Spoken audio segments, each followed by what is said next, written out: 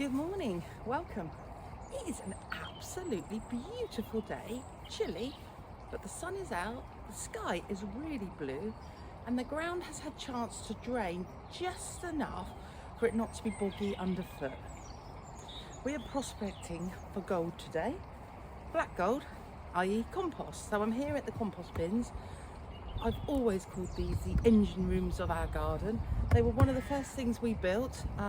This used to be where we are now in the vegetable garden, and we used to have, I think it was 12 raised beds here.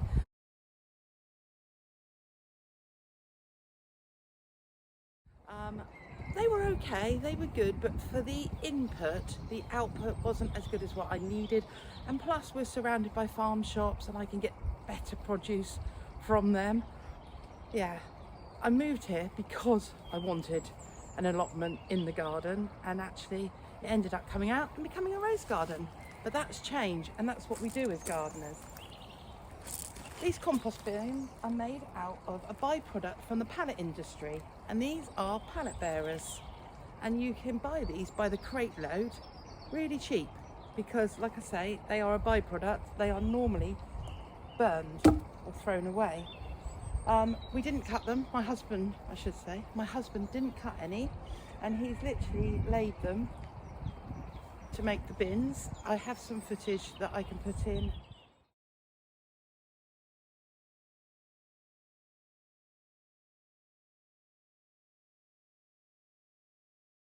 Now, and these were built in 2020.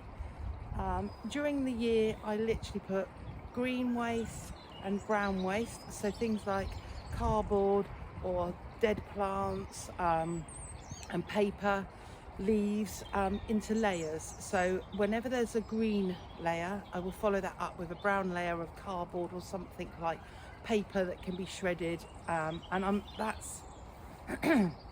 that's useful because I have chickens that I keep on shredded paper, so then I get the organic material from their waste as well.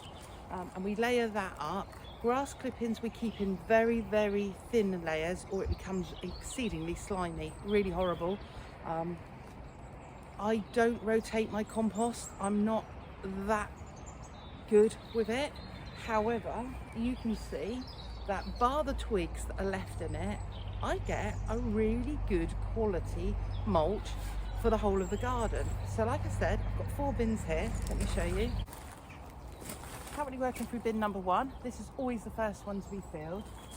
And we've got bin number 2, bin number 3, bin number 4, and then this is where we make the leaf mulch.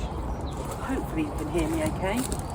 So, one of the things I like about doing compost bins is you often find little gems. So this is a tiny little tete-a-tete bulb that was at the bottom of the bin, struggling to come up. I can now pop them in the garden.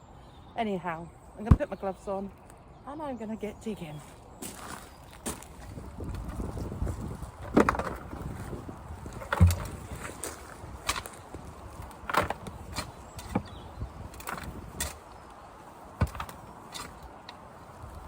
I don't overload my bucket because I do have significant back and hip problem, but I find 5 or 6 spadefuls is enough.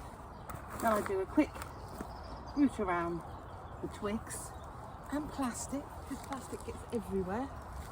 And then look at that.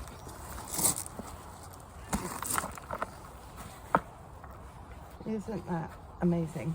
Now, I did make the mistake last year of using this to sow my seeds in. I wouldn't recommend that. It didn't work. We had a low germination rate. But as a mulch, it's free. It smells amazing. Those of you that are gardeners will know that. Yeah, so that's how I make compost. Oh my God. I've just found my Bergen and Bull secateurs. These cost a lot of money. I also found a trowel in there, a spoon and a mug. This is because my brain puts something on the side here. I forget about it. It gets knocked into there. What a waste of money.